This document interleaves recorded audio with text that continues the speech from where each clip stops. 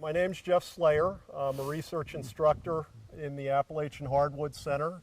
This is our offering Wood in the Environment, an introductory class in wood science, wood products, and forestry, which is where wood products originate. I'm Larry Osborne, research associate with the Appalachian Hardwood Center. Been involved with just about every facet of forestry and wood science, mostly wood science.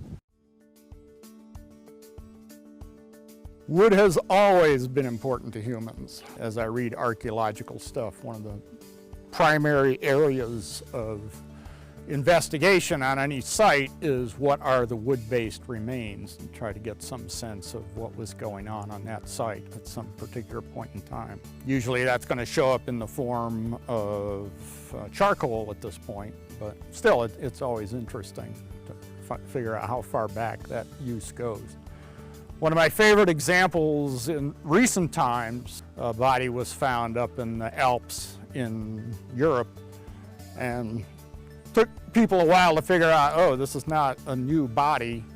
It's been dated back almost 5,000 years, and it was just an individual working his way across the Alps. And as they look at all of his artifacts, which were perfectly preserved in the ice and snow all these centuries, there were something like 17, 18 items on his person that he's carrying with him that were either wood or tree-based, plant-based in some form. That was his backpack and his parts of his clothing, his weapons, his tools. Just about everything this individual owned was either animal-based or plant-based, and I've always found that kind of fascinating. Yes, absolutely. The main factor that I always emphasize to people, students, is that trees regrow in human life terms. About half of the carbon dioxide produced worldwide is not produced by cars. It's actually produced in the construction process, especially of big cities where they're all steel and concrete. There is a new product, it's new to the United States anyway, generally called mass timber construction. It's an engineered wood product that allows for 10, 15, 20-story buildings. So this could be apartment houses or condos or whatever, to be built almost entirely out of wood. What wood does when it's in use like that is it stores carbon dioxide. It's not going anywhere. It is there in the wood for as long as that building is there.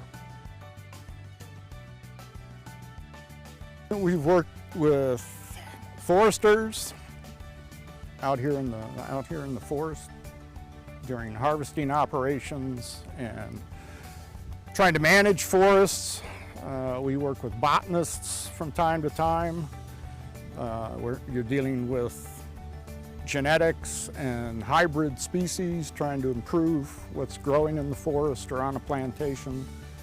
You get into chemistry and physics with things like paper and other manufactured products and adhesives, finishes, and wood moisture relations, drying and shrinkage and swelling, that's more physics.